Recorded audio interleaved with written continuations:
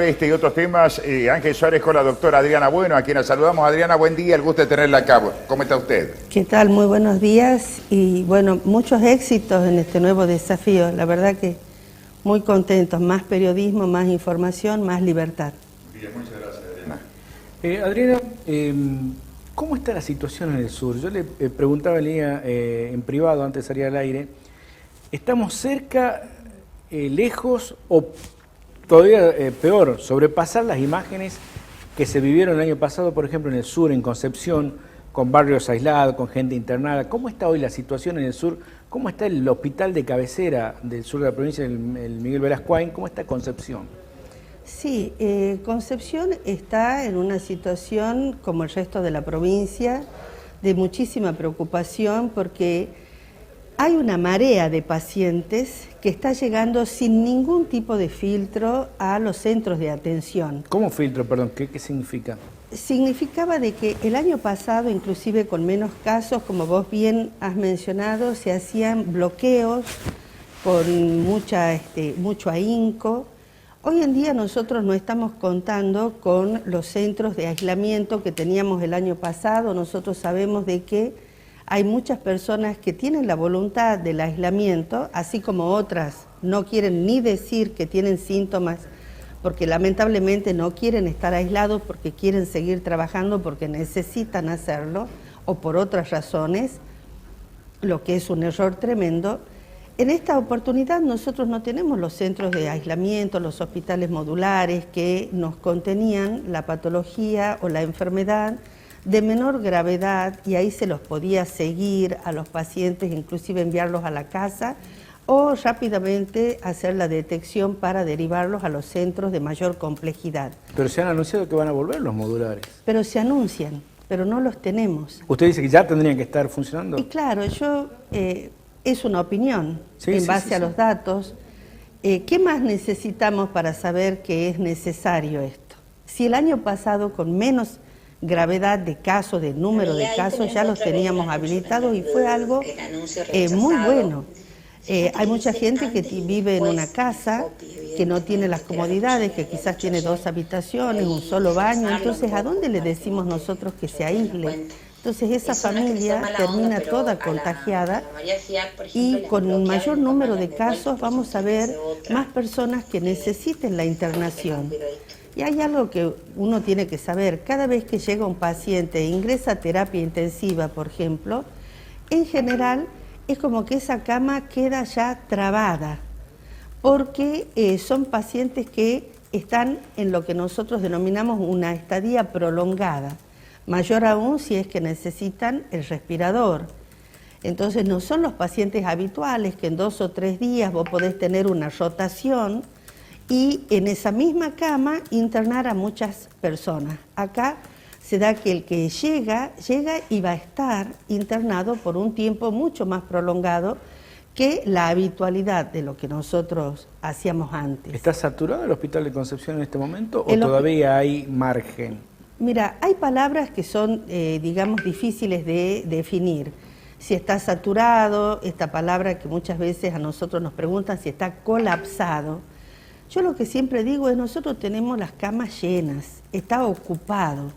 Todavía con mucha dificultad, pero lo podemos hacer, pero la verdad que estamos con los teléfonos a full en todo momento. Yo recién hasta me quería traer acá el teléfono porque siempre se están resolviendo casos de pacientes que te cuesta decir a dónde lo vas a derivar. Es un problema si tiene obra social, porque se está haciendo muy lento en el sistema privado, que es por la lógica del grupo etario que generalmente ocupa las camas de terapia intensiva: los mayores, los que tienen obra social, los que son afiliados de PAMI y los de subsidio de salud de mayor edad. Es que generalmente los sanatorios tienen un poco más colmada su capacidad de entrada. Pero el sistema tiene que ser visto como vasos comunicantes y tiene que haber, como hay, una armonía, una comunicación para que cuando nosotros estamos escasos de cama, ellos nos compensen y viceversa. no se trata de cuál sistema es más competente que el otro. Acá tenemos que, y de hecho así se ha hecho después de un tiempo que se ha entendido eso, de tratar de siempre darnos una mano, porque acá el paciente que está mal no puede quedar en una ambulancia o en una silla con un aporte de oxígeno. ¿Se ha visto eso ya? Y estamos llegando a que estamos teniendo, por ejemplo, nosotros muchas veces en el shock room de la guardia nuestra, que la habilitamos en casos extremos, estamos viendo de que sí, tenemos pacientes. Están por muchas horas y la verdad que eso provoca mucha angustia en nosotros como trabajadores de la salud, en la familia que necesita, que se desespera cuando sabe que el paciente necesita una atención de mayor complejidad, se lo asiste ahí, porque los shock rooms tienen oxígeno, tienen el personal, tienen el enfermero, pero no hay que olvidarse que en el caso del Hospital de Concepción, nosotros hemos habilitado con toda una reorganización, que la verdad que con la conducción del hospital se está trabajando muy bien en ese aspecto, de tener 2 terapias intensivas. La de la enfermedad no COVID, que tiene que tener una respuesta. ¿Qué hacen los pacientes que no están enfermos de COVID y necesitan atención médica? Y por otro lado, la enfermedad propiamente dicha del COVID. Entonces hemos duplicado las camas. Ahora tenemos 14 camas, tenemos el mismo staff de médicos, de enfermeros. En enfermería hay un mayor refuerzo, pero estamos teniendo la posibilidad de tener las 24 horas de cobertura médica, cosa que no lo habíamos logrado el año pasado. Adriana, y la diferencia es que los pacientes son cada vez menores, de menor edad. El rango etario que estamos viendo en internación es menor. ¿De qué edad a qué edad estamos hablando? Y mira, siempre se ha corrido por lo menos unos 5 a 10 años hacia abajo, y especialmente más jóvenes, y de lo que veíamos el año pasado, y especialmente en los fallecidos, ¿no es cierto? Ya vendrá todo el análisis de la visión macro que tiene el sistema, que esperamos nosotros que el Departamento de Epidemiología siempre ha sido útil, esperamos que tenga en esta oportunidad la relevancia que tiene que tener ese departamento del que nosotros tanto necesitamos, porque nosotros aportamos los datos, pero se necesita el análisis. Para tener la información para la acción, dice el lema más básico de epidemiología. Así que seguramente ya ellos tienen los datos hechos, esperemos que tengan la oportunidad de mostrarlos, ¿no es cierto? Y en el medio de este conflicto, perdón, no sé si Omar quería consultar algo antes de cambiar de tema, Omar. No, al final. Y en medio de esta situación está el conflicto salarial. Y yo le preguntaba, ¿ya han hablado con el ministro Carlos? Porque ustedes pueden reunirse, estar de acuerdo o no con la ministra, enojarse, amigarse, pero el que corta el queso y el que lleva los números es el ministro de Economía. Lo que pasa es que hay 2 aspectos en el conflicto. Por un lado, la persecución permanente, que de eso la responsabilidad es netamente del Ministerio de Salud y del CIPROSA. El CIPROSA se ha encargado de todas las semanas elaborar una serie de resoluciones que ya configuran hasta esa figura del hostigamiento, ¿no es cierto?, por el hecho de ser afiliados de citas. Además, hay una circular donde dice que se van a descontar los días de paro exclusivamente a los afiliados de citas, a pesar de que otro gremio también llamó al paro sin concurrencia, que era sin firmar, porque la verdad es que los pacientes internados fueron todos asistidos. Esta es una verdad. Una cosa es la formalidad administrativa y otra es la responsabilidad que nosotros tenemos con los pacientes que nunca fueron abandonados. Por eso no hay denuncias, por eso no ha habido ninguna muerte que se pueda achacar a ninguna medida, y porque lo que muchas veces nos dicen que es nuestra mayor debilidad, que es seguir atendiendo, porque salud nunca paró en forma completa. ¿Nunca se relajó? No, jamás, jamás, ni en los momentos de los paros sin concurrencia, las guardias, la atención de urgencia, adentro siempre estuvo garantizada, quiere decir que alguien los atendía. Entonces, por un lado, está esta suerte de ensañamiento hacia el gremio de citas, por una sencilla razón: se aplica la técnica de amedrentar, de atemorizar, para doblegarnos, porque no aceptamos la rebaja salarial de más del 60%. ¿Qué recurso tiene un trabajador que ve que su salario va a ser disminuido, está disminuido en un 60%? Mirá, en la paritaria del 2020 no existió nada, 1.800 pesos en negro para todos y por igual. Nada menos que el 2020, que para los trabajadores de la salud con su más de 4.600 contagiados y de los 102 fallecidos del equipo de salud, activos son cerca de la mitad entre médicos y enfermeros, del sector público y privado estoy hablando. Entonces, ¿cómo no va a existir ese año que para nosotros nos marcó a fuego y que ninguno de nosotros va a volver a ser el mismo? Después de todo lo que nosotros sufrimos, de ver a nuestros compañeros de trabajo salir en una bolsa negra, que dicho sea de paso, leía unas declaraciones de la señora ministra que hablaba de la justicia. Que no era justo, que lo solidario. Yo les quiero decir de que muchos de los compañeros que han fallecido, sus familias ni han cobrado la pensión. La RT es una carrera, una valla de obstáculos, y parece que a nadie le interesan nuestros muertos. Bueno, a nosotros sí nos interesan nuestros muertos. Y vamos a hablar por ellos. Como podría ser el caso de alguna enfermera del sur de la provincia que dejó a su hijito, y ayer mismo preguntaba, y nada, es gente que vive en el campo, está, limitada en sus conocimientos de cómo hacer las cosas, no tiene nada. Y en este caso la recomposición de Pero me han escuchado bien, sí, las familias han quedado en la nada. Y no ha habido pensión, no hubo asistencia, nada. O sea, todavía, y el sistema es como que se murió y ya está. Perdón, ¿no hubo pensión, no hubo asistencia? Todavía no, ni nadie que, yo digo, hay una cuestión de lo que debería ser. No solamente nosotros tenemos que importar para trabajar en favor de la comunidad y mientras estamos vivos, a ver, ha fallecido. No vamos a pensar en la familia, nadie va a hablar por teléfono, no hay ningún equipo, no hay nada.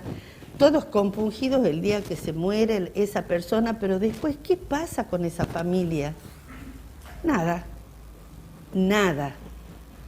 Entonces yo creo de que tiene que haber también un acercamiento en esa circunstancia y no solamente obligarnos, mira, que trabajes de más, que te refuncionalizan, que vos estudiaste una especialidad y te ponen para hacer otra cosa. Yo creo que todo con buena voluntad siempre se logra. Acá, ¿sabés por qué no se logran más cosas? Porque todo tiene que ser con el látigo en la mano, porque la ministra ha elegido herir al que ya está lastimado. Porque ahora, y le digo a todo el mundo, se ha dado la orden de un descuento masivo. A ver, el conflicto empezó porque el patrón no cumplió. Reclamamos, hicimos 14 notas, cartas, documentos para hablar. La paritaria no existió, fue una imposición. Al ministro de Economía nosotros no lo vimos. En la segunda reunión no estuvo porque estaba justamente en Buenos Aires. Y hubo una imposición, ustedes tienen esto, que era lo mismo que para todos los empleados públicos. Nosotros no tuvimos nada, cuando todos se quedaban en casa, 70 días de paro del transporte público de pasajeros el año pasado, nuestros compañeros llegaban como podían y muchas veces siendo hasta abusados en los precios por parte del transporte trucho, que está todo convalidado acá, ustedes saben que la clandestinidad está blanqueada. Entonces, todo el transporte interurbano de pequeñas localidades que te acercan a la gente, les cobraron el ojo de la cara para llegar a las guardias y demás, y los jefes que están puestos con un dedo, porque no hay concurso, eso también es una injusticia, nada, no, el trabajador de la salud, ¿sabes qué? Se le ha dado un ítem, riesgo sanitario, que en la categoría más alta, ¿sabes qué dinero pone el Estado por el riesgo de enfermar y morir en el acta de acuerdo que nosotros no firmamos? 3.200 pesos dividido en dos partes. El Estado, el sacrificio, el esfuerzo que nos dicen que hizo en reconocer nuestro trabajo fue para el nivel de médicos, bioquímicos, odontólogos, etcétera, que es el nivel A, 3.200 pesos, porque el resto se conforma con los 1.800 que yo ya lo tenía. Omar. No, agradecer a la doctora Adriana Bueno, pero una sola consulta que tiene que ver con, mientras tanto, lleguen las vacunas para los más jóvenes, y teniendo en cuenta que se viene el descenso de temperatura, Adriana, ¿es recomendable, por ejemplo, la vacuna antigripal y contra neumococo hasta tanto llegue la masividad de la campaña de vacunación? Porque recién estamos en la tanda mayores de 60 años. Lo que falta para completar toda la población, ¿se puede recomendar antigripal y contra neumococo? Porque hoy vemos que los casos son chicos de 15 a 22 años y dicen, no, yo no me voy a enfermar. ¿Es una medida interesante prevenir a través de estas vacunas? Sí, siempre las vacunas están recomendadas primero para los grupos de mayor riesgo, pero también la vacuna es buena siempre para todos. Ninguna vacuna hace mal. Ninguna vacuna hace mal. Lo que ocurre es que en el calendario la obligatoriedad y la gratuidad está fundamentalmente para los grupos de mayor riesgo. No, pero hay muchas personas que lo podrían comprar, ¿no es así? Claro, que vayan y lo hagan. Siempre la vacunación, siempre. Cuando existe una vacuna, Omar, es porque alguien puede morir por esa enfermedad. Alguien muere por el tétanos, por eso hay vacunas para el tétanos. Alguien muere de tos convulsa, por eso es que hay vacuna para la tos convulsa. Y vos viste que el resfrío casi no es muy popular, la vacuna que tiene una cuestión mínima. ¿Por qué? Porque el resfrío no te va a matar. Entonces siempre pensemos que una vacuna... Pero la gripe sí mata, cuidado. La vacuna para la gripe es sumamente útil, que la compre el que pueda. La vacuna es siempre mejor evitar una enfermedad que padecerla, siempre, que lo hagan. Y vos has dicho algo importante recién, porque se está vacunando de 60 para arriba. Mira, muy pronto te voy a confirmar, pero nosotros tenemos... No se vacunaron solamente los que tenían de 60 para arriba. A ver, no entiendo. Eso te lo voy a adelantar. Perdón, ¿cómo? Perdón, no entendí. La vacunación que uno siempre quiere que sea lo más prolija posible y uno está viendo gente que tiene menos de 60 y que tiene algún digamos, cargo político electivo que están vacunados. Con 40, 42, 41 años. Después te lo digo bien, pero Adriana, te lo adelanto, porque es de recién esto. Entonces yo creo que las miradas, mira, qué fácil sería si todos pudiéramos tener la ley de ética y de transparencia pública y tener la nómina de los que están vacunados. Entonces, si no hay nada que ocultar, ¿por qué no tenemos la nómina de los vacunados? Entonces yo tengo la duda si Juan Pueblo se vacunó, veo la nómina, digo, está vacunado, me quedo tranquilo, no lo voy a buscar. No todo el mundo es fácil con internet, no solamente con la mala intención, sino con la buena intención de acercar a la gente que se debe vacunar a que se vacune. Si no, vos sabés que los nietos, los primos, los hijos te tienen que decir muchas veces cómo te tenés que anotar en el link. Bueno, no es fácil para todos todavía esto de la vacunación a través de internet. Pero bueno, no tenemos nosotros eso. Entonces, además de haber padecido de que gente conocida de adentro del CIPROSA, siendo abogados y demás, se hayan vacunado antes que médicos, que odontólogos, que se hisoparon todo, que estuvieron, todo el mundo que te habla de la primera línea y demás, y resulta que los que estaban allá, en la línea a 1 kilómetro del campo de acción, se vacunaron antes.